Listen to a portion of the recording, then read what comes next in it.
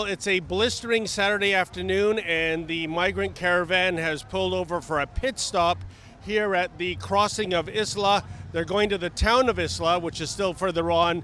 We're about an hour away from the town they were last in for an overnight stay. Now, as you can see, you can't be picky about what kind of transport you want. Here's a huge transport truck, but instead of goods, it is packed full of migrants. Any ride is better than no ride, given that the alternative is just walking hundreds and hundreds of kilometers yet to go until the U.S. border. We're going to try to find if we can speak to some other people here. We've already tried to speak with the Mexican human rights people that are following this caravan route. They won't talk to us for whatever reason, but maybe someone else will.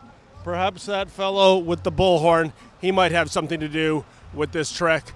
Bueno, yo soy uno de los coordinadores, soy de la organización de Pueblos Sin Frontera. Nosotros estamos acompañando y ayudando a tratar a organizar voluntarios, a ayudar y a organizar para que no sigan sucediendo accidentes como de los que han pasado, tratar de ir ubicando, a organizar a la gente. One of the things we've been trying to find out is who is paying for this migrant caravan. Nadie nos está pagando, a nadie. Nosotros estamos voluntariamente apoyando.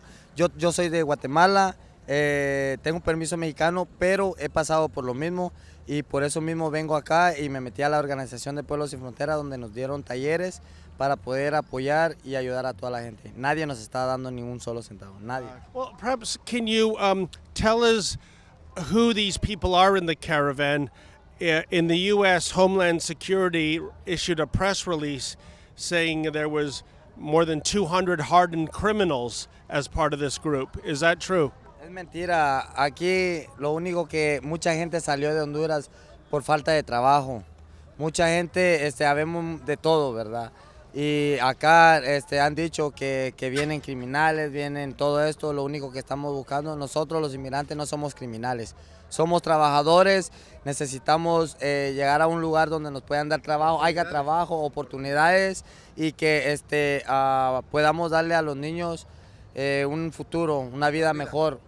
Dicen que por los tatuajes, allá en Centroamérica muchos por tatuajes, ya yo soy pandillero por mis tatuajes y todo, cosa que yo no soy. Aquí no van criminales, como les repito, como piensan. O a lo mejor piensan también que a nosotros como voluntarios nos están pagando, nadie, no estamos recibiendo nada y eso lo que están diciendo son mentiras. Well, once again, folks, we've tried to find out who the organizers are. Even somebody with a megahorn seems to be just a volunteer offering his time. And still the key question, if these are indeed law-abiding people who just want to find a better life and find work in the United States of America, why not apply legally like thousands of people around the world do?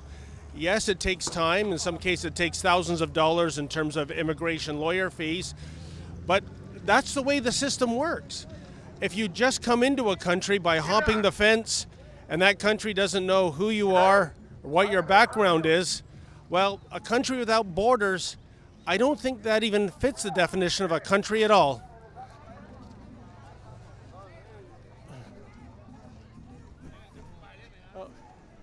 Excuse me, sir, amigo.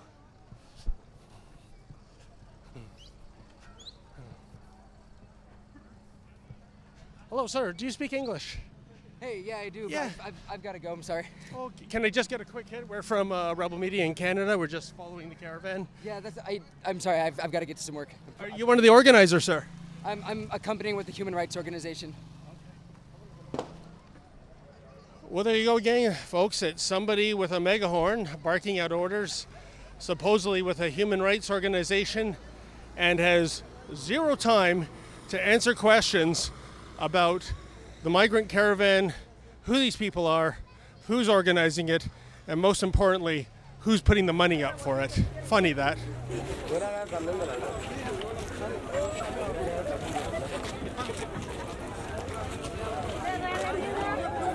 Well, as you can see, folks, this truck just pulled up and it's handing out fruit, snacks, and bottles of water.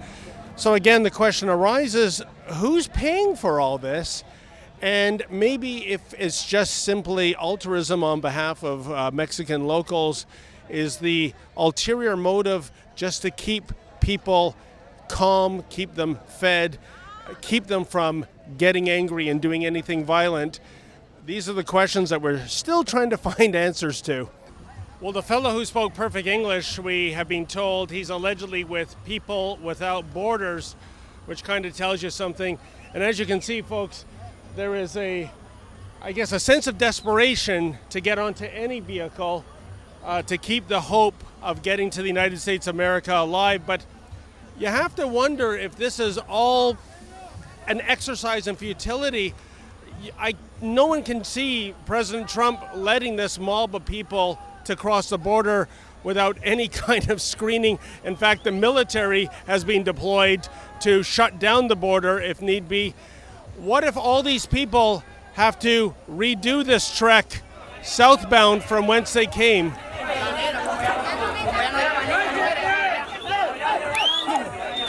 Well, folks, as you can see behind me, there are some heavily armed police. This is actually quite a common sight along the route for the migrant caravan. They're certainly not impeding the migrants, nor are they turning them back, nor are they giving them an armed escort. I think their presence here is just to keep the peace. I mean, we have thousands of tired, hungry, perhaps frustrated people. It's quite the recipe for something bad to happen if something is going to happen, and I suppose they are here with their guns to make sure nothing like that does happen.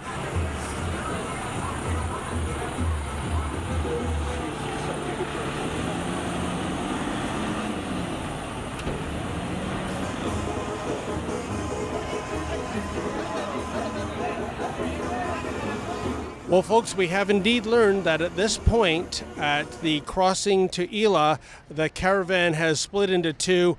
A smaller part has gone down that road, which leads to the so-called Highway of Death. It is named that way not because of road safety, but because of some of the nefarious characters that you can encounter on that highway. They've chosen that route because it's shorter, but again, it's deadlier. The bulk of the group has gone the safer route this way. And we also understand from sources on the ground that there's a sense of urgency. They're trying to put as much distance between them and the second and now third group that have emerged, because those other groups are supposedly almost entirely composed of what was described as bad people with weapons. So we are going to flip a coin. I guess we can either follow one group on the Highway of Death or another group on the Highway of 50-50, if you will, and see what lays in store for these now two migrant caravans. For the Rebel.media, I'm David the Menzoid Menzies. Hey folks, continue to check out all my reports from Mexico at caravanreports.com. That's caravanreports.com. And if you can, please chip in so that we can pay for this very important mission.